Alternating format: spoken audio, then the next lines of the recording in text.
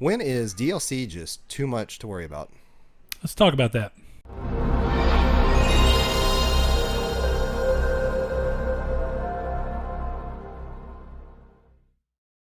Hello and welcome to episode 13 of Triangle Squared. Lucky number 13. This is your host, Brett Beck. That's me. This is good old Saul Bridges, your other host. Hello there. You may know him well by now. I would hope so. Of course, if this is the first time you were joining us, we are Triangle Squared, a PlayStation-oriented podcast where we talk about the things we like about them, sometimes the things we don't like about them, and sometimes the shit that's just downright weird. In case this is your first time joining us, though, like I said, we post on YouTube every Monday at 12 p.m. CST and 10 a.m. Pacific time. And we post on audio-only formats to iTunes, SoundCloud, and Google Play Music. So, of course, find us where you want us, listen to us where you want us, and if you like what you hear, share us with your friends. But to go ahead and get into the show, Saul, this has been a very crazy last 2 weeks, including definitely the E3 stuff going on. Oh, yes, it has. If you're anything like me, have you been playing much of anything? I've been trying.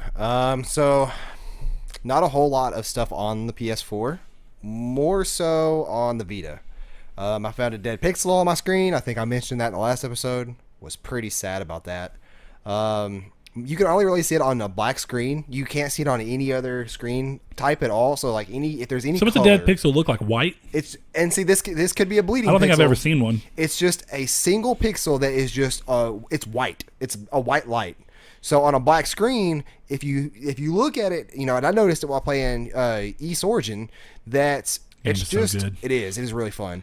But it's just a little white pixel that's sitting there staring me in the face. And it really makes me mad because I'm so careful with my electronics. And that's just something that you can't avoid, unfortunately, with screens like these. So, but I've been playing Hot Shots of Golf.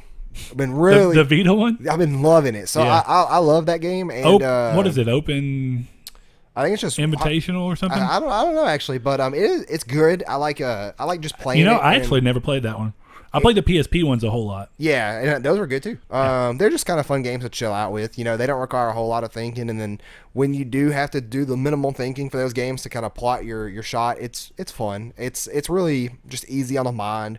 This whole past couple weeks we've been drove into the ground with games with E3. Of course. So just kind of relaxing with that. And I've been playing a little bit more of Metal Gear Solid 5 Phantom Pain again. Just kind of progressing through that kind of slowly. So what's the point of that? Are you trying to platinum? I want to, but I never beat the game. I got to a certain story arc, and... You never beat it? No. I felt it should end at a certain story arc, so I stopped playing. And I got kind of mad that the things... Make your own ending? Yeah, and I got kind of mad that it had concluded there. It should have concluded there. But I do like the plot twist in that game. I do like the characters in that game. So I'm going to continue. That's definitely unheard of. I felt the same way about it, and I know you didn't get that far necessarily, I'm pretty sure. But that's how I felt about Far Cry 3. No real spoiler. But just in case you haven't played it, you don't want to know anything about it, because who knows, it could release, spoiler alert. But when it gets to the point about probably 3/4 of the way through the game where Voss dies, and you kill Voss, it really feels like the end of the game. And he is the one who eggs you to want to keep going after him. And then suddenly the main bad guy shifts to this guy that you don't really know, but he had like cahoots with Voss. But it's like, why do you have any problem against him? He hasn't done anything to you. So it's a weird shift. I'm going to say no comment. Okay. Because I can't say much more. Oh, because you didn't get that far? Or? No, because you are borderline describing a game. Oh. Yeah. So not going to say much more of that without spoiling anything. But I didn't play the other game, so. Yeah, and we'll see that. And that's all in games. Like, I see Surge sitting right there. I want to borrow that. I want to borrow that when I leave. You said you were going to take God of War 3 and we completely forgot. We did. I think, I don't know. I think we recorded that late. I can't remember what we did. But what have you been playing? Take a wild guess. Nothing. Okay. A good amount of nothing. I've been doing a lot of stuff for the channel's sake, trying to figure out some research and stuff that we want to do there, and then trying to do stuff to up our production value, of course. But one of the things is that I've just been having a hard time playing single player games besides the ones on my Vita. So I started Oceanhorn. On your Vita, on your PS4? On Vita. Okay. I can't imagine that game feeling as at home on PS4 because it's kind of an ugly game, but it fits on the smaller Vita screen. That's where I have it on PS4, and it's pretty good. The game is fun. Weird. I should have waited for Vita. I wish it was cross-buy. Yeah, but I don't blame them. You know what I mean? So this cross-buy is kind of fading away. For that. Yeah, it did take a lot of work for that little studio. But, I've been playing that. I can't remember if I said it on last week's episode. I'm pretty sure not, but I beat East Origin. Did I say that last week? I think you told me personally, I feel but like I don't maybe think. I did. Yeah, I don't think you said it on well, the we hung out episode. Sunday. Maybe I did it then. I can't remember. But so I ended up beating East Origin, and if you haven't played it, it's on PS4 and PS Vita. The game is super fun. On Vita, it does have some chugging when there's a lot of stuff going on, but it's few and far between, and it's forgivable because the game's got enough charm, and it's just really fun. So yeah, 2 Vita games I've been kind of bouncing around on, and then of course I've been playing Diablo still. Me and Donovan are still tearing away at that. Oh, and by the way, remember you were talking about getting it again? Yeah. Don't unless you want to buy it digitally. It's only $40 digitally for everything to be there. And that's including the new Necromancer. And but all that. it's only $40 for a small period, and you have to be PS Plus or Xbox Live. Now, so is that just physical? in case, no, it's Okay, I didn't digital think only. so. They haven't even technically announced a physical version of it. So, but going off of that, I haven't played much else. I haven't played Brawlhalla anymore since we last played it, and I've just been playing lucky Diablo. for you, that comes out this week. Brawlhalla does? Yeah, it's in the drop. Fuck, awesome, dude. Yes. Okay, cool. Because I didn't really talk about it, but the game's really good. That's a Wednesday release. I'm cool with that. I am still disappointed it's not on the Vita, but all right. So yeah, that's what I've been playing. So not too terribly much, but I am still working towards platinum. It's been I haven't gotten a platinum on. I haven't gotten a platinum in a while. To be fair, I haven't gotten a trophy on Diablo in so long because all the trophies I'm going after right now are like kill 100 goblins, get to level 70 with all 6 character classes. Oh. And they're ones that like you have to really grindy. chip away at. Yeah, this comes out on Monday, by the way. So this game will be out by the time it goes. This episode awesome. goes live. Same day that this goes live. Awesome. Well, hey, and if you didn't watch us, we did do a party plays of it, which is our new series. It's a Let's Play series where we all play group games. Check it out. It's our first episode. We are definitely learning. We've never done Let's Play series, and we've never, at least I know I haven't. I don't think Saul has either. I'm not that big on Let's Plays in terms of my personal opinion, but I think that I see why they could be fun, and I think I could have fun doing them. So, you're talking about like somebody who partakes in watching. Yeah, I've never been I one watch of those them from people. time to time. Depends on who it is, but yeah, I watch them a little bit. So anyway, but Brawlhalla is great. So if you like the kind of Smash style thing, it's deep in its own way. I wonder how much it's going to cost because I don't think that they've talked about that yet. I think 30 is reasonable. 20 is a sweet spot. Yeah, I was gonna say 30 would be the most I'd pay for it, and 20 would be a definite buy. Yeah. All right, well, so I guess that's it for what we've been playing. You want to go ahead and do the drop since there's it's actually a recent, and we've been skipping the drop because we're lazy. If you're a new viewer who has tuned in like the last 3 episodes, I do the drop weekly, and that hasn't been going on. It hasn't been going on at all because of E3, and this time we actually have a ton of games in here. And so I'm going to go through, read the descriptions off, and these are all just the releases for this week the podcast airs. So very first on the list, let me position my mic a little bit. There we go. We have Aria, the Deluxe Edition. It's a PS4 digital title out Friday. And find my arrow key. Aria is an action RPG in which music is both your best friend and your worst enemy. As a disciple of the great Maestro Guido, you have to unravel the mysteries of the Azir, find out what happened of the world, and return to the 9 primordial instruments to restore balance and bring peace to the world. I want you to know I love you reading these. I did mess up. I look forward to what stuff you say wrong. I don't think I said anything wrong in that, did I? I said great Maestro Guido. And you said Guido.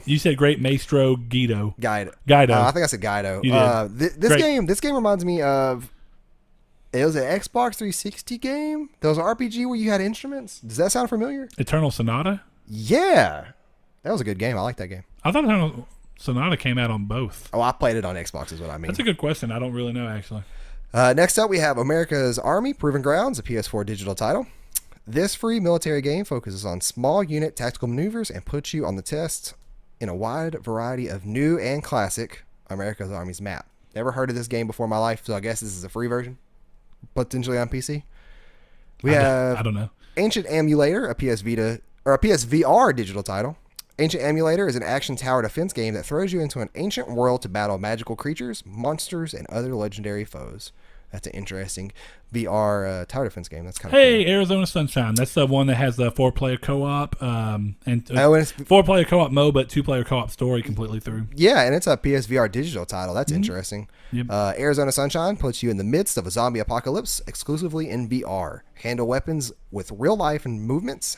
Freely explore the post-apocalyptic world and put your survival skills to the test with PSVR. It's kind of cool. If I'm not mistaken, I think that game came out on Rift already. Oh, So I think okay. it's just moving over to VR for this. So We have Brawlhalla, a Friday release for PS4 digital. Millions of players, frequent updates, over 30 unique characters. Come fight for the glory of the halls of Valhalla. It's a very weird description of that game. did you like the name I gave to the episode? Want to be a brawler? Oh yeah, I did. You threw me off there for a second. We have Cavernous Waste, a PS4 and VR digital title. With no memory of where you are and no idea how you got there, you do know one thing: you have to escape. Fly through the maze-like caverns and fight through the automated defense systems while searching for a way out. This sounds interesting. I can't tell if it's a horror game. The or not. artwork for it's terrible. It is. It really is. All right, game of the list, y'all. Game of the list. Crash Bandicoot Insane Trilogy Friday. Out Friday. It's Blaze's old birthday, man. What do you mean by old birthday? Blaze is old. He's going to be 25 a whole year. I thought you meant. Okay, I thought you meant His old birthday? Yeah, like he had another birthday. I was like, what do you? What? He legally changed. He didn't like his. I'm so glad I'm off next weekend because I have plans on Saturday, but Sunday, all going to Crash, baby. I'm really, dude. I'm seriously debating streaming this. Do I even need to read their description? I guess you know what, I probably should. In case somebody's never heard of Crash Bandicoot, they live on the Get island with that he it, came from. folks. Which then again, they'd know him then. So I don't. I'm just talking out of my ass at that point. Your favorite marsupial, Crash Bandicoot, is back. He's entranced, ready to dance with the Insane Trilogy game collection. Spin, jump, whoomp, and repeat as you take on the epic challenges and adventures through the 3 games that started it all. Don't forget that on PS4 Pro, it's in full fur. Okay. Fur, okay? I read something earlier. I think it was on Reddit. You should always pronounce 4K as fork. If it's just 4K. I guess, yeah. Fork. We got Cryptarch, a PS4 digital title. The art for this game looks sick. For a second, though, I want to also go back and say that Crash Bandicoot is not running at native 4K. That is checkerboard upscale, just in case someone tries to call me out. It is not legitimate native 4K. I think it's 1440p upscale to 2160 with checkerboarding. So just in case somebody wanted to know the technical aspects of the back end of that game. Got it. Well, Cryptarch is a PS4 digital title. This art looks sick. It does. Cryptarch is a 2D sci-fi shooter where you take on the role of a heavily armed privateer seeking to earn government contracts by boarding deadly alien space hulks. It's up to you to strategize a plan of attack, pick an equipment loadout, and destroy the central core to be victorious.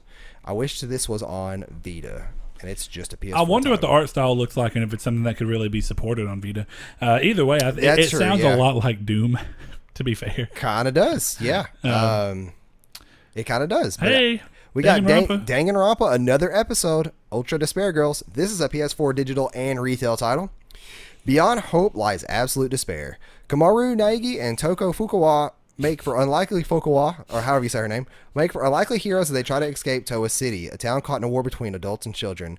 Now, I know for sure that the girl on the left, she was in Trigger Happy Havoc. Okay. She was kind of a psychopath, split personality. But the girl on the right, I'm not too sure. I don't know the story on this one. I don't know if I can't think of his name, the teddy bear.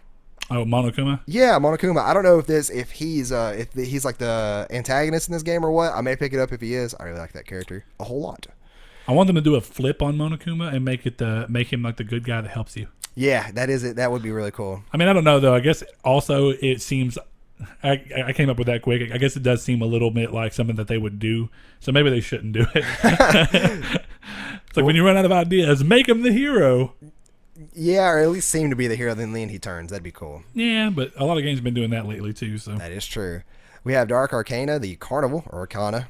I think it's Arcana though, because it's a play on words of arcane. Find the missing woman lost in a mysterious carnival of horrors. Investigate 2 worlds, the one you know and the alternate plane existing behind the Hall of Mirrors. Discover the secret of an ancient being known as the Evil One. Reveal the story of star-crossed lovers and stop the Evil One from invading our world. Very interesting. Is this isn't a VR title? It's PS4 digital. I didn't think so, but it sounds it sounded like it could have been one. Yeah, interesting. Well, here goes the Eternal Collection. I'll say And another look, big one on the list, kinda. You know, the price is definitely something to disagree with. We're gonna get into that with the news in a minute, but we'll talk about it. So we'll see. Hey, and this actually fits into the Actually, talk tell for you the what, main topic. I'll tell you what. Let's just skip this one because we're gonna go talk. It comes out this week, so just so you know, the Diablo Eternal Collection. If you don't know about it, you're gonna find out about it in the news section. I will list though, or I will say that when I read this, I briefly read through it. It doesn't list Necromancer as the class, which is At all, which is weird. It's Crusader, Barbarian, Witch Doctor, Demon Hunter, Monk, and Wizard. You would think they'd advertise their new class. This is another big title I'm actually excited for. It's Elite Dangerous, a PS4 and PS. It's a PS4 digital and retail. Elite Dangerous is a definitive, massively multiplayer space epic, bringing gaming's open world adventure to the modern generation with a connected galaxy, evolving narrative, and the entirety of the Milky Way reenacted at its full galactic proportions. Really excited for this. Is this the one that a lot of people are talking about? It's on PC, and it's kind of like what people expected No Man's Sky to be. Yeah, it takes a long time to get in, and it's a grind at the end, but because it's a very, very high, steep learning curve for this game. We have the Golf Club 2. Didn't even know there was a first one. I do remember the first one. Really? It's not very good. I had a buddy who bought it, thinking it might be fun. It was Andrew, wasn't it? No, it was Mario that I work with. Oh, never mind. I thought it'd be Andrew. It's a PS4 digital and retail title. Rise to fame and fortune in the largest, most dynamic golf game ever created. Assemble and join online societies with friends, compete in tournaments, and earn money to climb the ranks in golf's largest gaming community. Probably because it's the only gaming community for golf. I somehow just realized that they stopped making Tiger Woods games. Boy, this fan in this laptop don't like that.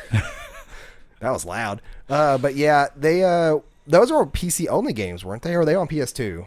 What, Tiger Woods? Yeah. No, they came out on PS3. Okay, I didn't even know that. I didn't even think about it. I wonder if they dropped that as part of his little scandal. You know what I mean? Yeah.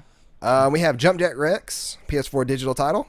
Simply put, you're a T-Rex with rocket boots trying to save the Earth from an incoming asteroid.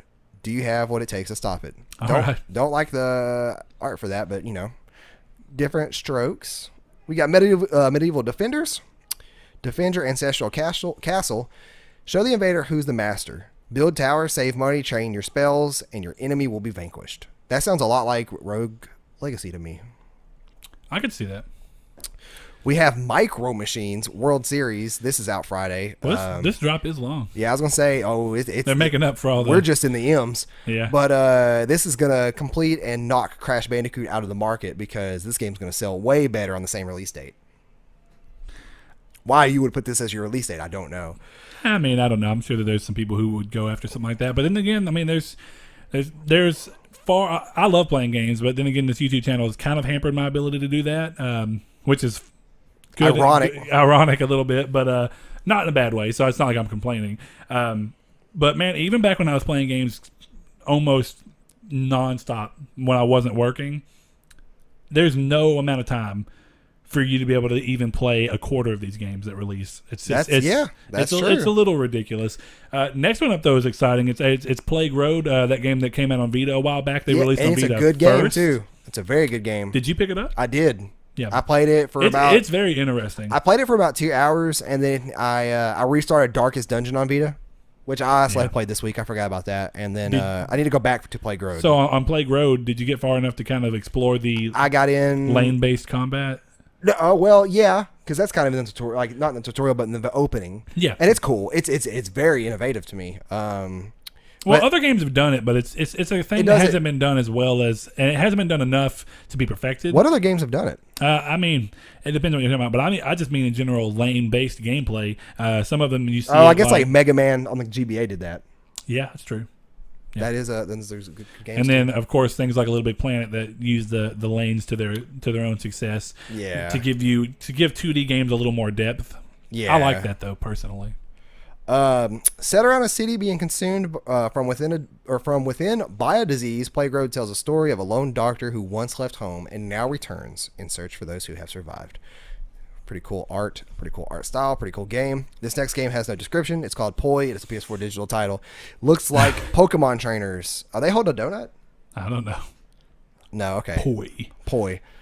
We have The 10th Line, Yeah. PS4 digital title. The 10th Line is a console-style RPG featuring a colorful cast of characters, unique battle and level-up systems, quick 2D platforming action, and an original, fantastical story about friendship, faith, and finding your place in the world. This sounds cool, especially with the 2D platforming. It does. What's up with Tokyo Xanadu looking like Kirito from... Oh, Sword Art. That looks almost just like Kirito to me. It does. And I didn't know this was coming to Vita. So next on the list, we do have Tokyo Xanadu, a PS Vita digital and retail title out Friday. Interesting. I didn't know this was posted for release. Tokyo Xanadu is a massive action RPG. When high school students Ko, do you know his name? Ku? I don't know. Ko Takisaka? Tokisaki? Yeah, I could say his last name pretty much. Encounters the nightmare realm known as the Eclipse. His world is forever changed. Reality distorts as monsters threaten the safety of Morimiya City. Yeah, Morimiya. Ku must. I'm just going to give all variations. I'm pretty sure I'm saying it wrong. Must transform his soul into a powerful weapon and defeat the Val Eclipse once and for all. Sounds kind of cliche, but it sounds cool. We have Valkyria Revolution. This is the new PS4 one, right? Yes. Yeah. And I am and Vita. I'm super excited for this. That's right. I forgot they're doing Vita too. That's right. So That's right. we have this. This is coming for PS4 and PS Vita. It's only retail for PS4, so you only can pick it up for Vita digitally. So that's fine, though. Band together and defeat the evil empire and death itself. The Valkyria. Ooh, sorry. As Vanargan's commander, take control of your elite squad and unleash powerful Ragnite spells. Utilize mana weaponry on the front lines. I played this on PS3, I think. You played Valkyria Chronicles. Yeah. This is playing way different. Is it? It's not tactical? You should look it up. No, I mean, it is, but they've changed a lot. You should just look it up. It is I'll different. have to. So if you are a fan of Valkyria Chronicles, and they did re-release Valkyria Chronicles on I've been meaning PS4. to get it because I think the only way you get it physically is Steelbook, right? Yeah, I think so. But regardless, It's been a go ahead and do couple that years. last one because I have an honorable mention from last week that I don't know if you looked into or not, but God Wars. Go ahead. I've never heard of that game. The last one on the list is The World of Nubla, PS4 digital title. Nubla is an action adventure that begins in the halls of the Thyesium Museum, where we find a character that exists inside pictures. Following him, we begin a journey that will take us to discover the wonderful world of Nubla, full of puzzles and forgotten places. Nubla. Who knows? But it's one of those, I'm sure. So the game from last week, and this is actually something that got brought to my attention by our good friend Jonathan. It is a game called God Wars Future Past. Now, last week, did we miss the drop? Or was it just, okay. I couldn't remember what I think we had to record. Was. Oh, I don't think that there was a drop by the time that we went to record. That's what it was. We didn't record until like late Friday night, and typically when the drop drops, it's available. So check this out. This is the debut trailer, but what Jonathan's saying is that I'm hoping there's gameplay in this.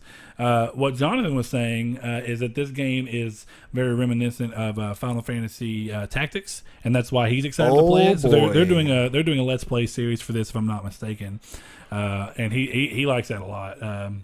So I think, tactical overbase. So I think he was super excited about it when he messaged me about it, and I looked into it and I was like, "This is interesting." I might have to pick that up. I've been itching. I've been wanting to get Disgaea 3 on Vita, and it's on Vita, so it's on Vita and PS4. You have me. I'm gonna buy it probably. Yeah, well, with that dead pixel in your Vita. I apologize. I don't want to buy a new Vita just in case it happens again, but I really want to buy a new Vita. So that's it for the drop, right? That is it for the drop. All right, well, the drop was big and full of stuff, but here's the problem. So is news. This may run a little bit more than an hour. For new viewers, we try to keep it. While. We try to keep it a little less than an hour, or about an hour. That's all right though. Let me take up your ear holes, please. Yes.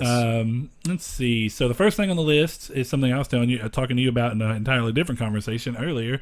But RPG darling Pillars of Eternity is officially coming to consoles. The game, developed by Obsidian Entertainment, they're the developers behind South Park: Stick of Truth and Fallout New Vegas. So that you're probably familiar with their work in some form or fashion. Let's see. It was originally crowdfunded for PC and released back in 2015, but is now moving over to consoles in a complete edition containing all DLC released. If you are a fan of isometric RPGs where they have that kind of top-up camera angle, and you like some of the older games like Baldur's Gate, and not Dark Alliance, that's more of a dungeon crawler, but like the original PC Baldur's Gate and Planescape, games like that, you'll definitely want to pick this up. It's really fun. I'm glad it's coming over. But it comes out August 29th, and it's physical and digital. No price, but I'm going to assume it's going to be full priced. Most likely, definitely with it being a complete edition. So next game up, and these are both actually from Paradox. This is another one. Award-winning city builder, City Skylines, is finally coming to PS4. So people who like that kind of city-style sim, which I'm super excited for. That sounds fun. Yeah, so this edition will include all of the city building and planning action of the original PC's release. With a controller-friendly interface, they spent time to make sure it is fun on consoles, alongside the nightlife of the After Dark expansion. So there's no date at the moment, but it is slated for this year. And from what they were saying, it sounds like it's going to be soon. So if you are excited for that, keep your eyes open. And we'll, of course, trying to give you a heads up before all that happens here.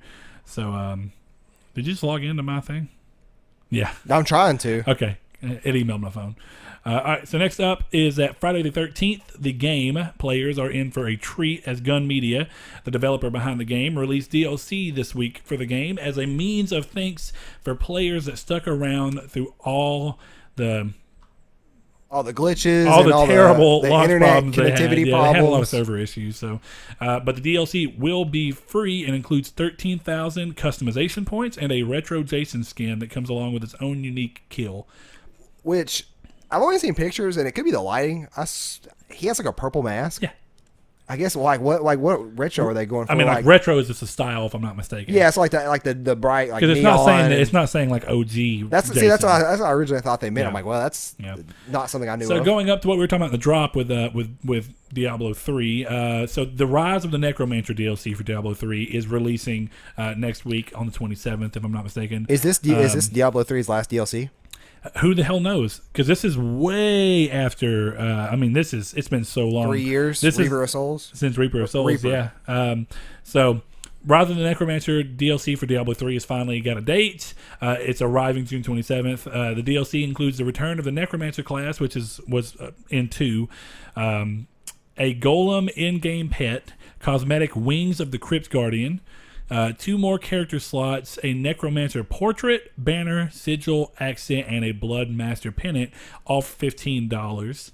And that makes it sound like it's a good deal. I disagree completely. Alongside this DLC, Blizzard is releasing Diablo 3, the Eternal Collection, which includes the base game, Reaper of Souls expansion, and Rise of the Necromancer. If you have PS Plus, the digital version will be $40 for a limited time as a special introductory price. That's their quotes. But $60 for everyone else. And that is, like I said, limited time. So here's where I kind of stand on this. This is going to be kind of a micro breakout point. Too much money. And we'll let that be part of the main discussion. But I just want to say that right now, specifically with this speaking. For a new character. This is too much money there's for no story one content, character. Is there? No new areas. No. So you just get a character. I mean, a little other things, but not much. Like bug fixes and stuff. I think there's like 30 new legendary items, which is not a ton. But, and this is also following with what I thought Reaper Souls was way too much for what it was. It was 1 act and 1 character for $40. And, it's really hard to ask somebody to spend $40 on an expansion for a game, which Blizzard is known for charging a lot for their expansion, so it's not that out of line for them. But how can you expect someone to buy a $60 game that comes with 4 acts and 5 character classes and then pay $40 more than half that for what is that, one act? Yeah, of the content. Yeah, I mean, ridiculous. But moving on. Going to get off of that, and we'll talk about that with the main topic. But it appears Sony will be publishing the Crash Bandicoot Insane Trilogy in Japan. Which is just, I thought it was interesting. That's why I put it on here. Yeah. It's not that uncommon for Western-made games to be published by different publishers in Japan. So I'm not, it's interesting nonetheless, but it's not anything to be just super about. But I do think that it guarantees that it will for sure, because there was a little bit of a toss-up over whether it was a true exclusive, which as of right now, I think it's died down. I think Dan did confirm that it's a PlayStation exclusive. So interesting. But still thought it was interesting to see that they have the publishing for it. So it's probably just a deal between them and Activision. So next thing up is Project Rap Rabbit, the new rhythm-based game by Parappa creator and Guitar Man creator, has failed to reach its Kickstarter goal, coming just north of $162,000 by nearly 3,000 backers. The campaign fell far short of the $1,107,706 goal that the project originally sought. The team posted a message thanking its backers saying, quote, "We knew the sourcing funds for a high-quality rhythm action game would be tough, and though we knew that Project Rap Rabbit would be an incredible game, unfortunately, we were not able to do enough to prove that to the wider world," end quote. Now, hey, props to them for going out there and being like, hey, here we are. This didn't do what we thought it was going to do, and that's sad, but what are you going to do about it? Oh, that's your phone. I thought that was a controller somehow. I'm like, it feels so close to me. That's one of those examples of a game just completely failing Kickstarter. But you know what? We didn't get to see a whole lot about the game. We saw a little bit, and they said that they had E3 stuff, and it may not. The game can't continue development at this stage, but they're seeking some form of funding to keep it going right in the future. So, interesting nonetheless. I just think it's. I don't know, that type of game is like hard to exist in this kind of world. Even the re-release of just rhythm-based games in general are kind of hard to exist because re-releases of Rock Band kind of so much. What'd you say? I miss those. I miss Rock Band and Guitar Hero. Yeah. Those are fun games. All right, next up, High Horse Entertainment have announced that Disc Jam, the multiplayer game that was free back in March for PS Plus, will be receiving cross-platform play with PC. The feature is in quality assurance testing at the moment, but they hope to release it in the coming weeks. And I thought that this was interesting because it's hot off the heels of E3's lack of cross-platform between PlayStation and other consoles for games like Minecraft and Rocket League. Yep. They announced they're going to have that. But I think it's interesting because it does show that Sony is interested in crossplay, but not necessarily with doing so with its competition. Which, maybe they should have come out and said it that way initially. And I think part of it definitely came to light because Microsoft kind of held back and waited until everything kind of happened to say, with that crossplay on Nintendo Switch, you have to log into an Xbox Live account. And I think that's part of it. I don't think Sony wanted people having the Xbox interface or Xbox anything on top of the PlayStation things. See, I do think it's a business decision. Yeah. You know what I mean? But I do think that partially, whether it's the right thing for Sony or not, I do think crossplay should be there. But at the same time, they are a business that's far and ahead of any of its competition. So they don't necessarily need crossplay to fluff its numbers. Yeah, and see, it doesn't honestly, I think the whole thing is that they don't want you to buy Rocket League on Xbox. If you want to play your friends on PlayStation, you got to buy a PlayStation to do it. Their numbers are so high across the board compared to Xbox numbers that it's like, chill out. Like, seriously, you've won this generation I agree, already. but man, you got to remember the whole reason that Sony came and kind of pulled all the stops and kind of got back to the top and then ended up being on top in this particular situation with the PS4 is that they had to scrape and scrounge from the beginning of the PS3 launch to kind of make up ground for all the things. So you saw Sony pulling the underdog techniques and kind of going above and beyond to do the extra things. But you don't. It's kind of what you see Microsoft doing now with them announcing Play Anywhere, which is very similar to what PlayStation was doing back when Vita released, where you could buy it on PlayStation 3 and get a Vita copy. Yeah, so that's like Windows. So you could bounce the game between the two of them. And of course, I mean, it's just that Microsoft is having to be the underdog this time, and that's leading them to make different decisions. So it is what it is. Get off that, boys. I'm trying so hard. I logged in and I logged into our friend's Twitter and I'm like, I was looking to see how far he tweeted. It was 2 years ago. Oh, Lord. So it's not even worth it to tweet something for him. I can't figure the log out button on Twitter. I'm an old man. Yeah. That's what happens when you leave your information up on someone else's computer. No, I had an idea too that I think we could do. All right, so next thing up is that Sony is apparently extremely pleased with Horizon's performance, which is not surprising at all, considering we talked about the 3.8 million, I think last week or the week before.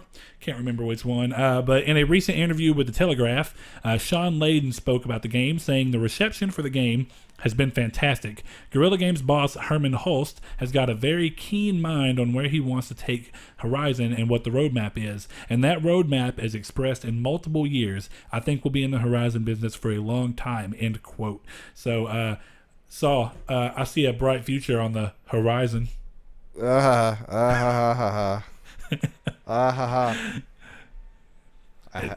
I really hope that the DLC for that game is not what I think it is. I'm going to play it regardless. I don't think it is if you go into the words of what they're talking about. Yeah, I'm going to play it regardless, but I'm going to be disappointed they didn't save that for a sequel because that's some good story right there. All right, so next up, and I don't know if you saw this yet or not, but the remaster of Call of Duty 4 Modern Warfare that was included in the Legacy Edition of Infinite Warfare is finally releasing as a standalone title. So for those who are interested and have been wanting to get it without necessarily having to get Infinite Warfare, that's cool. Or if you wanted to trade Infinite Warfare and were worried about not being able to play the game without the disc in, again, now you can kind of get around that. First thing, I do have to say, Infinite Warfare, and I'm not a big Call of Duty guy, Infinite Warfare is great, so there's nothing wrong with getting Infinite Warfare. But the other interesting stuff kind of surrounding this is that, like I said, it's releasing in a standalone title, but the game releases physically and digitally for PS4 first, with Xbox and PC following at a later time. Right. And I thought it was really interesting that we're getting it literally next week. And which they is just crazy. And it was literally rumors up until yesterday. Yeah. And they kind of confirmed it. And I think it's really interesting that with the official announcement, we still don't have an actual date for PC or Xbox. So I think that says a lot. And see, now this is a rumor that's going to make me really, really mad. So we both bought, I don't think you got the deluxe edition or whatever that came with Modern Warfare Remastered, did you? I did. Did you download it? No. So here's the thing. And this, like I said, this could be false. I read from 3 different sources that if you still need the disc to play that version. I'm sure you do. That's ridiculous. No, it was a separate game entirely with a separate space for everything. I mean, I get what you're saying, but the original way that they locked it is so that you can't trade the game and still be able to play the game. Right. So I was hoping that would unlock. Which, to be fair, is stupid because you paid extra money for it. You know what I mean? You're not just getting a free game. I guess we'll find out in we'll find out tomorrow. It comes out tomorrow. Yeah, I mean, and I'll try to download it. Wait, it's not tomorrow, is it? The 27th? No, the 27th is oh wait, Tuesday. I don't know. I'm in the world anyway, time zone. So I'll try. The remaster does come out on the 27th, and for $40, which I also think is way too high, considering it's already been out for a while and people bought it for that.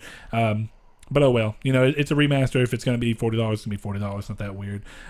Final thing on the news is that Ubisoft's hit social shooter, as I decided I was going to call Destiny it, they're social shooters. That's I like that. I mean, it works. So, and that could be the official term, and I'm just too ignorant to know. But The Division is receiving free DLC in the form of an update. Update 1.7 releases this summer. The update brings classified gear to the game with higher values and gear set bonuses. So it's higher base values for certain armor, even though it sometimes looks the same as other. Right, which is cool. I like that a lot. And then, of course, you have better gear set bonuses for that. So they went into kind of depth with that. So when equipped with just 5 pieces of a set, the set's 2 and 3 piece bonuses will be stronger. If you have 6 pieces equipped of a set, then you get new themed bonuses that are applied. So the classified gear is tied to the new global event system, which is that sick. Lasts 1 week and take place every month. So I really like this. I think that's a step in the right direction. Well, I say, I never played it. I thought the game looked good. I just never got around to it.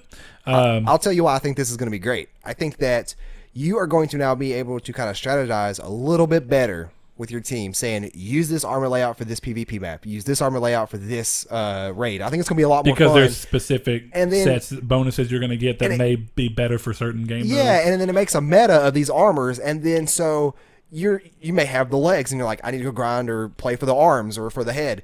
Then it gives you these kind of like mental challenges of like, I need to go get these heads or this helmet. Did Destiny have any form of set bonuses for anything? Nothing that's at a all. Great idea. So I think that's a great move. Because you know what? The same thing happened in Advanced Warfare. There was very, very light set bonuses for wearing all of one armor. Advanced Warfare or Infinite? Advanced. I don't remember that. You remember in Advanced Warfare you can get different helmets and everything? You can get different helmets, different shirts, pants, boots. I mean, I slightly remember that. That's the one we all played a lot on Xbox, yeah, but right? they added that later. That wasn't an initial feature, but they added that post. Because whenever I went back and played a little bit, I noticed that depending on what set you wore, you had a set bonus. We all picked it up in like January, though. It came out that November. Was it after that? Yeah, but I'm talking about way after that. Because you remember, you're talking about on Xbox. I'm talking about on PlayStation when I re-picked it up on PlayStation. Oh, that makes sense because I didn't play it on PlayStation. Way later, so.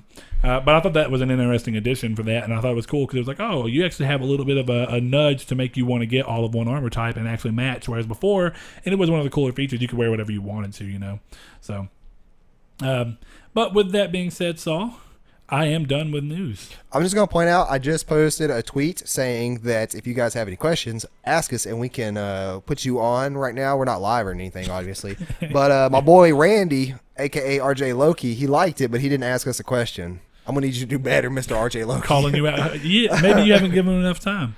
That's true. I was like, he did just like that about 10 seconds ago.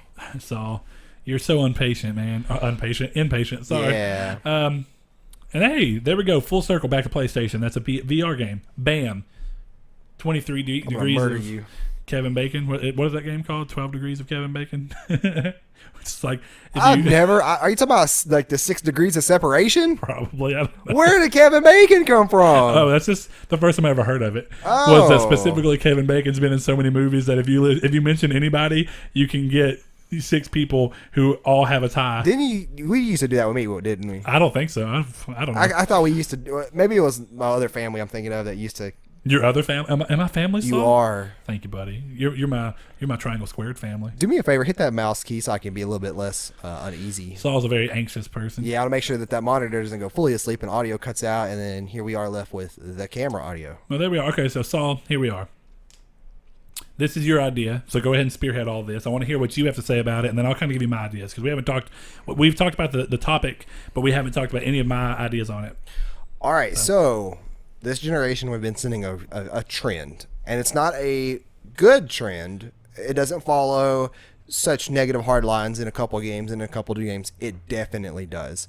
But we've hit a point in this. It kind of started last gen, and then now this gen, it's even worse. Of so much add-on and DLCs and microtransactions in video games that it is ridiculous. I have a big problem with now, and I have a problem depending on the game, because I see games like Overwatch. Okay, you can buy loot crates, but there's no weapons in the loot crates. There's nothing. There's skins. In Destiny, you can buy Eververse silver, and then you can buy skins or dances, or not skins, but dances or emotes. Well, to be fair, you can also, if I'm not mistaken, you can get armor and stuff. It's all level 3. But I don't. That's not even what I mean. I'm actually talking about the fact that you can just pay to level up a class all the way to 40. That's technically a pay to win little bit. A little bit. That's more like a pay to time save. But yeah, continue. But then you have games like you have Call of Duty, where in classic Call of Duty games, and I say this because that doesn't mean a whole lot at this point because this is from 5 years ago. Well, what do you consider classic Call of Duty? I mean, Call of Duty, I'd say 2, and then you could I throw Modern Warfare in there, sure. So 1, 2, so 3, anything 4, anything that's 4 in Modern Warfare 2. I think it broke away. Yeah. So what's the first game that you were like, this is not what I consider classic Call of Duty? Well, this particular practice, Black Ops 3. Okay. And it's gotten to a point of where, and I could be remembering this wrong. They might have fixed this in Infinite Warfare. I can't be too sure. But the fact that you can now get camos and new weapons and all this crap from these crates that are in the game. And back in Modern Warfare 2, Modern Warfare 3, to get gold camo, you got 500 headshots or whatever. There was a headshot bracket that led upwards to getting gold camo. And now you can get it in a crate. And it's kind of like when do we need to stop all this? Like Final Fantasy 15 getting like Chocobo outfits, and then Final Fantasy VR fishing. Like this is kind of, in my opinion, is this a problem so much that we're taking all of these talented people's times and we're putting them on crap like this? That could they be working on the next game and the series? Could they be adding an expansion and not add-ons like horse armor was in Oblivion? I feel like these people who are making these games, and they could be hiring outside of company, they could be using people who are not working on the next big title, sure, but I figure that in these next big titles or these next big expansions, every help counts. And Final Fantasy 13 would be a good example for me, a single player game that has way too much DLC and way too much add-on content for 13. Did I say 13? My bad, 15. Okay. That has way too much add-on content. And then games like Call of Duty, Infinite Warfare having crates. And to my knowledge, and I could be wrong because I didn't play a whole lot of the multiplayer of Infinite Warfare, that's the newest one, right? Infinite? Okay, because Advanced is this. Okay, yeah. The Advanced is the one before Black Ops 3. Is that you could actually get guns that are different than the guns that your stock loadout is, which could be better or worse depending on which one you get. And it's kind of like, is this really a thing now? Like, does this have to be a thing? Is World War II going to be like this? Because I won't buy it if it is. And you have all these little things. And a good example is Grand Theft Auto 5. Grand Theft Auto 5 had single player DLC in the works. It was an alien invasion, this is rumored, I don't remember if this is confirmed, but it was rumored that it was an alien invasion akin to the zombie Red Dead expansion. And I know you don't like both of these games. I love both of these games. I mean, Red Dead just, it's overhyped to me specifically, but I mean, it's fine. It's a fine game. Well, and I even think that Grand Theft Auto 5 is a fine game. I don't see why they're so hyped the way they are, but also most of the reason those games have stayed hyped is because of the online aspect, and I just don't care about that. And that's the thing. I mean, I'm not trying to be hard on the games because I don't understand them because that's not the way I typically play games. So and it's fine. That's the thing is that is it because you didn't get single player content because they focus too much on online content that these people fell by the wayside? I'm with you, but here's part of the thing. The reason that, like I said, specifically going back to Grand Theft Auto 5 is that game is making money and continues to sell specifically because of online. So I mean, it's smart and you got to think. First and foremost, games are a business, right? Yeah, all right, and that's just what it is. And it may sound dumb to make a Chocobo costume in Final Fantasy 15, but guess what? If you spend, one guy who does art working on this, and then one guy who does the modeling and implementation, whatever. So say that 3 people spend one day or even a week making this. You sell this little costume thing for like $2, and then 2,000 people buy it. But why does that have to exist in the first place? Like, that's the thing I don't get. Because here's the thing, because you don't have to buy it. That's what I'm saying. Well, I actually stand on a very different side of this than you because, A, you don't have to buy it. These are completely optional things that do not take away from the experience. So you can buy Final Fantasy 15, never download a single piece of DLC, and enjoy the game for what it is, and it doesn't take anything away from it. But see, here's my question. So I guess where I stand on it is that the problem with DLCs comes down to when does DLC alienate part of the player base? Yeah, and that's when it matters. That's a good one. Yeah. And I think that's what, and because I apologize, I haven't played enough Call of Duty. So with what you're saying with Call of Duty and the crates, that makes them buku's money too? Yeah, of course, and that's good for business purposes. Right. But you do have to be fair to the original customer base and let them do their thing. So what I'm going off of is, since you played way more Call of Duty than me, you were talking about these crates. So the guns you get from the crates, are they just skins? Because you were talking about the camo, but the camo shouldn't matter. I know that you're saying it does suck to people who earned it. Well, yeah, it doesn't seem as special. A lot for me, but you don't have to pay for it, and there's ways around it. And I'm also a fan of DLC that. Or in that particular situation, you can buy the skin, or you can buy a thing that can get you that skin, but you can also earn it without it. And to me, that's fine. You know what I mean? Well, and see, the thing with me is that playing a lot of these style games is that a lot of these challenges it kind of beckons back to what I said with Destiny 2, is that it gives you something to do, like kind of go after these little challenges. Well, yeah, but for people who don't want that, that's what I'm saying. They're not taking that ability away from you. You can. No, I think they are. I mean, how? Because the option isn't there to get 500 headshots to get gold. You just have to get gold from a loot crate. Oh, that's what you were saying. Yeah. So gold doesn't exist anymore. Yeah, and like I said, I could be... Because I remember that you had to get 500 headshots to get gold in Infinite Warfare. Yeah. But that's the only one I have any kind of real amount of time I could be wrong, but because I stopped playing it the second I saw this. But it's just like... And what was that game? But that thing's kicking into high gear. But and that's another example I just saw right there. Hearthstone that's a game where I can justify you spending money on. If you love Hearthstone and you want packs of cards, then sure, that's one of those games that it's like Overwatch. Is that if you're that much into it, then fine. Well, can the same not be said of Call of Duty? I mean, people are that much into not Call if the of Duty. Not if the guns are pay to win. No. So, and you're saying that the guns have different stats. The guns, if I remember correctly, have different stats. So you can technically get a gun that you can buy and not have to randomly get lucky and win. Which then again, I guess that question becomes: is it fair that there's guns like that in the first place? And some people agree and some people disagree that you should be able to have statted weapons. They should all be balanced and have base stats, but you should be able to get a gun with higher base stats than the other just because of a thing. Now, to be fair, for me, I like that aspect because it gave you more control over what you liked. And I'm specifically talking about Infinite Warfare at this moment. Yeah, and this is Infinite Warfare. I'm specifically talking about Advanced Warfare. I apologize. Yeah, because we did play a lot of that. Yeah, we played a lot of that, and I did like that there was like, okay, hey, I got an elite version of this gun, and it was almost like spec reallocation. Yeah. But every now and then, if you got an elite version of it, it was just better specs. I like that though, and yeah, I guess it does make the game a little unfair. But I mean, like I say, it comes down to the community, and I mean, if people are still buying it and wanting it, I do think it comes down to there's no harm, no foul. That's kind of where I stand. Final Fantasy 15 is a perfect example of, there's somebody working on that, but it's not enough to take away from them making a new game. People are apparently wanting this stuff because they keep buying it. And which is ridiculous. People are liking this. They're making Final Fantasy 15 a little bit of a game as a service. Well, see, right here it says... which sounds weird. Sorry, let me finish that real quick. No, you're fine. It sounds weird to say, but in case people don't know what I mean when I say games as a service... there's a couple of them. I wouldn't necessarily say Destiny is.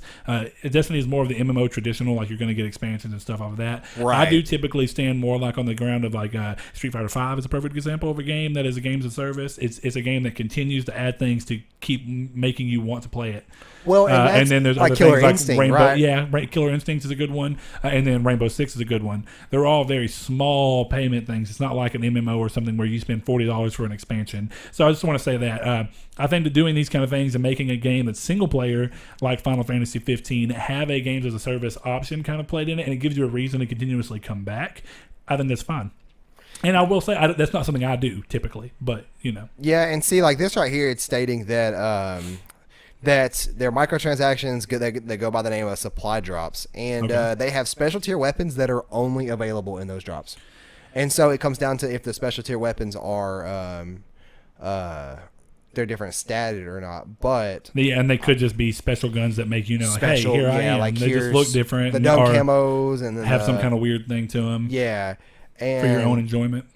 Yeah, and see, the whole thing is with Call of Duty is that that's a game that should never go into that kind of market. Now, if it went into a market like Blizzard, where you can unlock skins for your character or emotes, or they don't really have sprays. See, because I'm going to call back again to Infinite Warfare, but it's just going to try to find analogs between the two of the conversation we're having. But specifically with like Infinite Warfare is that the armor didn't give you any kind of different things, but I like that you could get a supply drop, and then you open a supply drop and you get pieces of armor that way. And then, of course, you could just buy supply drops. It doesn't change anything. Or supply crates or whatever they're called. I'm pretty sure they were called supply drops. Anyway, it's just like you get to open the little crates up and you get gear out of it. It has a chance of being elite, has a chance of being purple and green, and I like the rarity system, and I liked that being an extra reason. It was a reason I want to play, but I never thought it was weird that you could buy those because they were all it didn't even matter. Even if you got a gun that was elite out of it, the stats weren't enough to really change anything. It wasn't swaying the favor that much, but I'm sure if you're hardcore competitive, then it feels like it is. And that's one of those things. I don't know when it comes to competitive Call of Duty, can you even use elite guns or anything that's not a base gun? Competitive Call of Duty? Yeah. I don't know if that's a thing anymore, to be honest. Competitive Call of Duty, yeah. Last PSX had the Call of Duty World Cup. Oh, then I'm sure you can use. See, now that's weird. Is if they are special guns, like are those blacklisted? Like, well, that's what I'm saying. You would imagine they have to be, like right? Yu-Gi-Oh? Because they're there to make the game fun for the casual players. But then there's of course like Advanced Warfare was one of those too. They brought in what was called hardcore mode, which was like a very old school style. I'm sure you could use the base weapons with any attachments you would want. I wouldn't have. Yeah, that's what I'm saying. But you wouldn't be able to use like the elite ones or the ones that change stats, and that's a way around it. But see, I guess that's what it comes down to is what specifically is your problem with game. And I mean, I'm just trying to understand where you're coming from with it. It amazes me that we disagree here. It just I don't feels think unnatural it matters to me because I mean, I guess this goes to me. I don't care about DLC. I never get it, and even if I do get it, the few times I never end up playing it. Perfect example: Skyrim. Right? I got Skyrim back on PS3. They finally started doing the downloadable content for it when they got everything figured out. And I actually bought those because I love that game. I barely played like 10 minutes of Dragonborn because I don't know what it is. When I'm through with a game, I'm through with a game. And even when I got the Skyrim Special Edition and played it again, I platinumed that. I literally did not touch DLC. So it's just the way I play games. Definitely when it comes time to replay games, I don't really care about new content all that much. Or different content like Horizon. I think it's cool the DLC's there, but I'm probably not going to get it because I don't think that they're going to put story, very, very relevant story stuff into this DLC because there are going to be people that just skip it. That's true. And see, I just miss. And let me start my original statement off real quick. What I was saying a second ago is that it just feels weird to go to the marketplace and search Final Fantasy 15. You don't get one or two answers; you get about 30. Yeah, and it's just. And I mean, and maybe that they need to find a better way to go into that. You should, but I mean, then again, because you wouldn't think Final Fantasy would have a chocobo costume you can buy for 99 cents. Well, yeah, but I don't think that there's harm in it. You know what I mean? It's just it's a way for them to make money. I almost think it is because it incorporates these practices and allows other people to do it. They see it so successful, they do it, and then they keep people doing it, and then it just makes. Like it feels weird. It just doesn't feel. And that's why I still say, as long as they continue to do it the way they've been doing it currently, it doesn't take away from the original experience. See, now the problem I have with DLC is when you get into DLC, a perfect example of this is something we talked about, and it's actually on one of my favorite games lists. It was on my top 10 PlayStation, if I'm not mistaken, or it was at least an honorable mention. But the Prince of Persia 2008, the true ending of that game was DLC. Like quite literally, you get to the end and there's an end and there's credits, but it's a cliffhanger, and you know there's not going to be something that's in a separate game. It wasn't going to be in a sequel. Literally, it was in the DLC that you had to buy to get the ending of that game. That's ridiculous. And that's what I'm saying. And that is a problem where it's like that's too much. You're going too far with DLC in that specific spot. Way too far. And see, because I think people are so hard on DLC because it got a bad rap in the industry for a while because of stuff like that, or on disc DLC that you just pay to unlock where they already developed it. It was like that's not. Morally speaking, you think that if there's something on the disc and I buy that disc, I should have everything that's on that disc. Now, of course, it is the business's property, and it's up to them completely to say whether or not I get access to it. But it's also my money that I'm spending, and if I choose not to support those practices and not buy the game, that's on me. And I do think that that's where DLC kind of stands, and I think we're in a better spot for DLC than we've ever been because DLC now is almost just a service. It's for it is things that add longevity to a game that the people who want that longevity can just get. Even if it's something dumb, maybe the guy's like, I want to keep playing Final Fantasy, but I'm getting a little tired of the way my character looks. Well, hey, now your character can look a little different. Cool, now I get to keep playing the game, but at least I look a little more fun. That's so weird. It sounds weird because we're not those kind of gamers. Yeah. But there are a lot of those style of gamers. And it's like, we're not the style of gamers to play a crap load of online games. You more so than I am, but even then, you're still not in comparison to some people who play online. No, not anymore at least. Because, and I know there was a time where you were very much into that. See, this is a thing of like where it's overtaking Halo 5. It's overtaking Call of Duty. It started in Overwatch technically. Well, you've already said it. It's successful. People see it and they go, "Hey, what's wrong with doing it?" It makes us extra money, and I think it does help. You never know that DLC and that extra revenue they keep getting, and then the developers go, "Man, this game has really got long legs." It gives them more incentive than ever to make another one. Final Fantasy 15, if it just came out, sold as much as it sold, and then still stopped, and it just got super stagnant, you never know. It took Square so much, and they say they made the money back, but it took them so long and so much money to make 15 that if it didn't just blow them away, they may not have even tried with another Final Fantasy game. But see, my issue is, which of course they really would. But it goes kind of like with Rockstar though, is that they see that this is so profitable, they're just going to keep doing it. Or are they going to finally put this money towards a new game? Because I would. Well, I think it's already happening. I think that. I mean, but I do think it's a balance of not trying to make the people who are just now joining into Grand Theft Auto Online, because they're still selling this many copies. Yeah, it is fun. It's not worth spending money on. It becomes a mixture because you don't want people to buy a game that is still selling ridiculously well and then go, okay, next week we're going to cut servers, or next week we're going to announce a new game that's going to make this game obsolete. It's a balance. Well, and I think that it's smarter for them to continue to say, I guarantee you that Call of Duty's in the talks. Call of Duty, I'm sorry. This conversation's gotten kind of weird. But I guarantee you that Grand Theft Auto 6 is probably in the talks and maybe even in some form of development. But they don't want to talk about it in fear of taking away from the momentum that 5 has. And as a business decision, and from what the players want, it's the best of both worlds for them, because they're still making money as a business, and they're still doing things that keep that service looking great for people that want to play it, and there's still people buying into it and playing it for the first time now. So you do have to strike a balance, and I think what they're probably trying to do with that particular situation is taking Red Dead and let Red Dead be the catalyst to get some people moving away from Grand Theft Auto. Which probably will. They'll probably will have some form of Red Dead Online. Especially if they have Red Dead Online. Exactly. You'll never see me again. If it's a similar situation to Grand Theft Auto situation, it'll move people off of Grand Theft Auto, and they can finally slowly get to a point where there's not enough players to justify Grand Theft Auto, and then they go, hey, here's our time. We announced Grand Theft Auto 6. We talk all about what we've done. And again, I think that DLC is not the boogeyman it once was. I think that there was for a long time really bad conversations about it, but those conversations have kind of ended because this games as a service thing is something that not only developers are liking, they're liking, developers and publishers are liking it because the people that are accepting these services and being like, oh, hey, I want to give my money to this, and letting these games last for years when games in the past would just come out and die. Right. I mean, it's best of both worlds. I do understand fully where you're coming from, because it does allow games to live on past their longevity. Well, and it lets them make more money, which you never know could make the next sequel be that much bigger and better. Or just turn it into a VR fishing game. But what's wrong with the VR fishing game? It's ridiculous. But if you have VR and you like the fishing aspect of Final Fantasy, which some people do, well, like you know what I mean? I hope Nomura didn't put a whole lot of time. Oh well, he's on Kingdom Hearts now. Yeah, Nomura. He left Final Fantasy 14 a long time a while back. I can't remember the guy's name right now. But it's like, are they focusing on that instead of Final Fantasy 16? No, or I guarantee you they're not, man. There's not I enough hope there. not. Well, here's a perfect example. The Last of Us 2 is coming, right? Right. And even though this at this point is a standalone game instead of DLC, when the team broke off to do the Uncharted DLC that they had talked about previously, it's only about like 13 to 20 people. Very small section, and it's not... Neil isn't even writing for it. Yeah, because they can reuse a lot of assets and stuff. And they're not reusing assets, but they're keeping the engine, not have to worry about changing too terribly much. But also the game got bigger than they originally intended. Right. So, but my example there is that's not keeping Bruce and Neil from working on The Last of Us 2. They're still off doing that. So I do not stop that fan. Don't worry about it.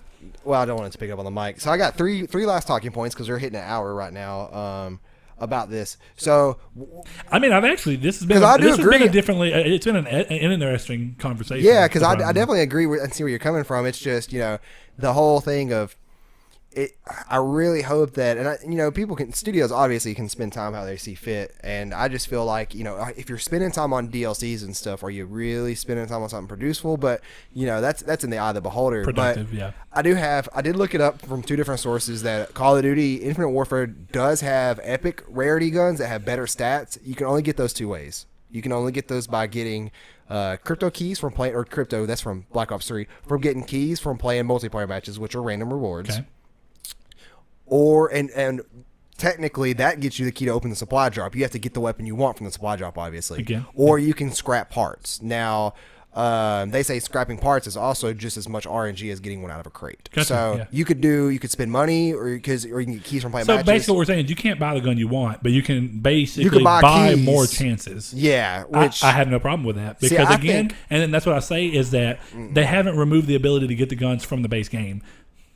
You know what I mean? Yeah, but if I start out brand new and then I come across something like that in a multiplayer match, that's not going to make me want to play anymore. I mean, because they got a gun that I see that gun in the kill cam, I pick it up out of the ground, I'm like, that's a cool gun. How do I get that? Oh, spend $100 or spend 300 hours of time to get it? No, thank you. Yeah, but I mean, the person did that. Is what I'm saying. So as a casual player, I mean, that's part of the thing. It pushes players away, in my opinion. I would be interested to see how many.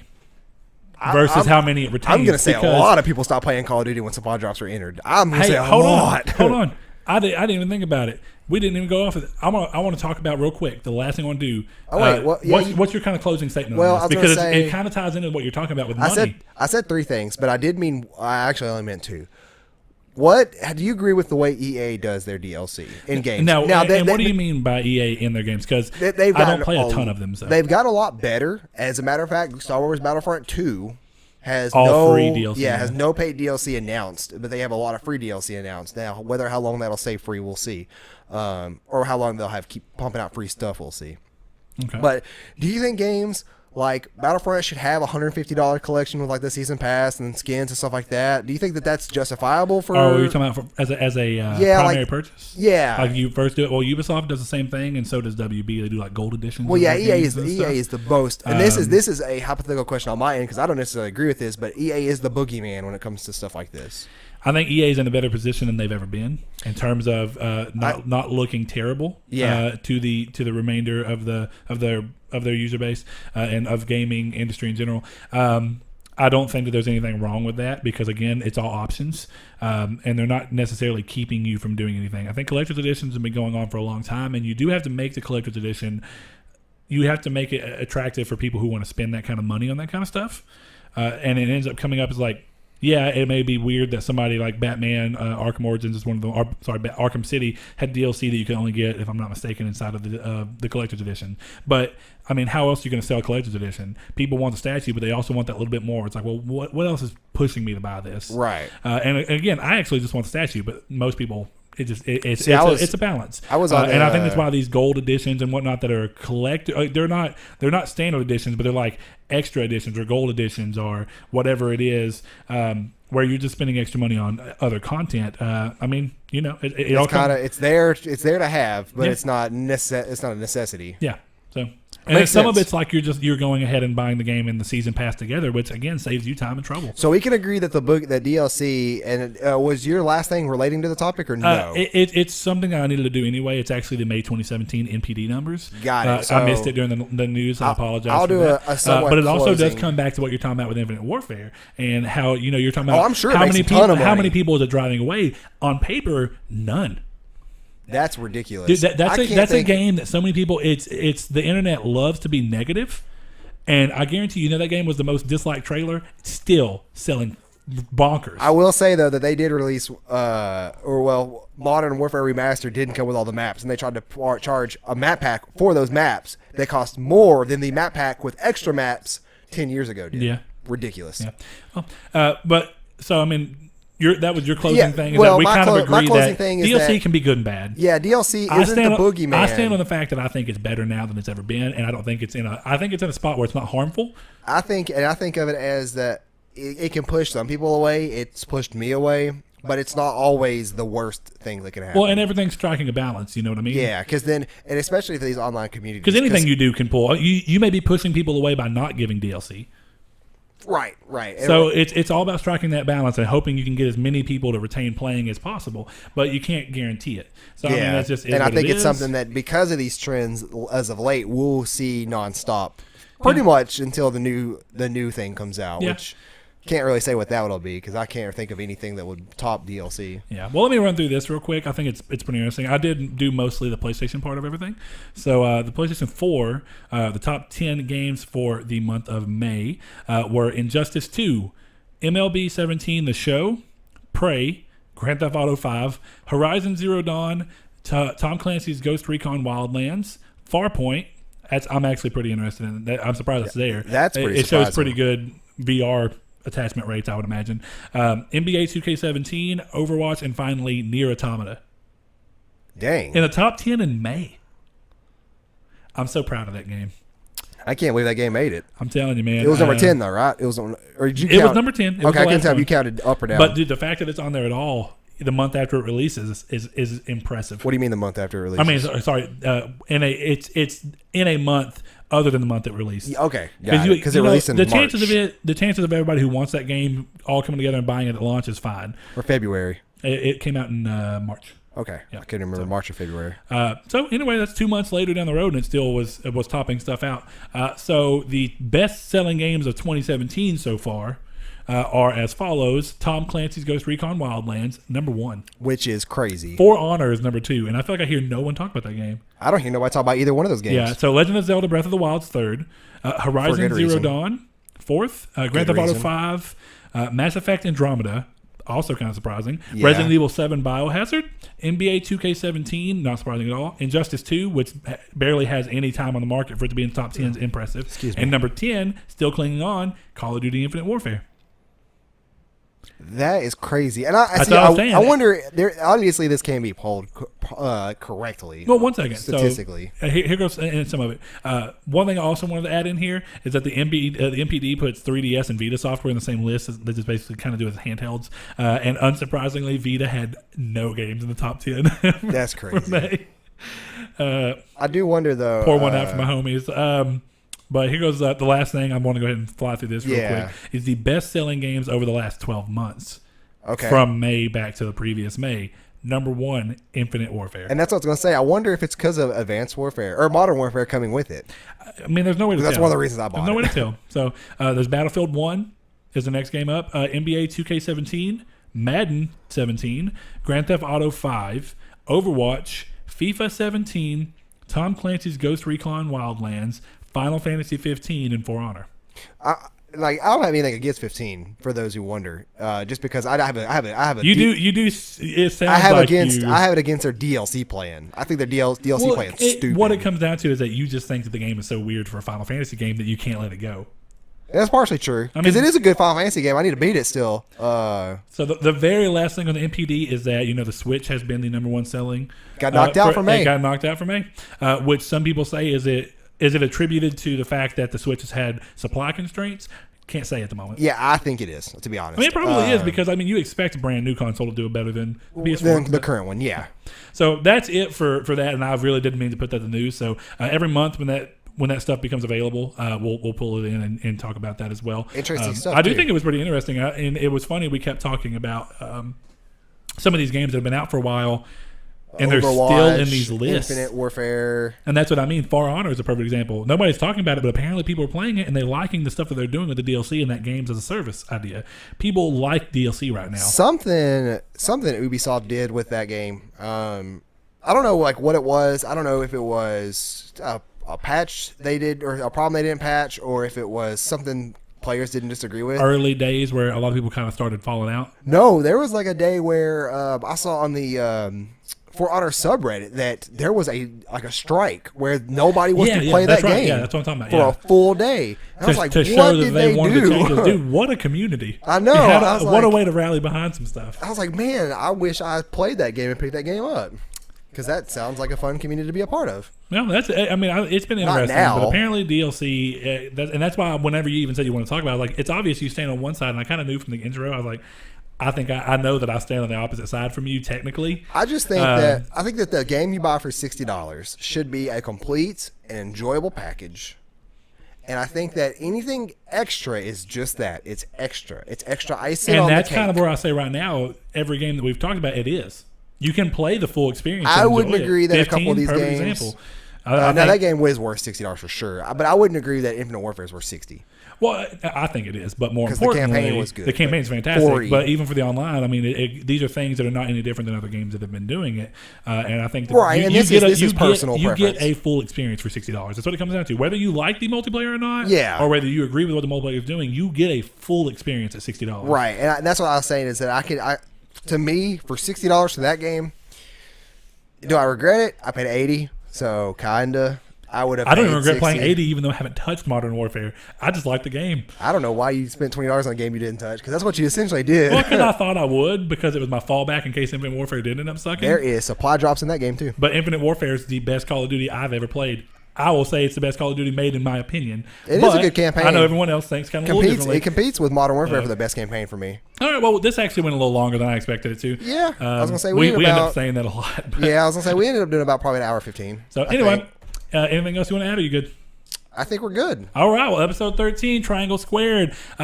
If you do listen to us in the audio-only podcast, if you would follow us and rate us, it really helps us kind of understand where we need to be. We've had a couple of reviews lately, and even if they're negative, I like to hear them, and kind of helps us think about where we want to go with the show moving forward. Any critique is good critique. Yeah, any critique is good critique, definitely in these early stages.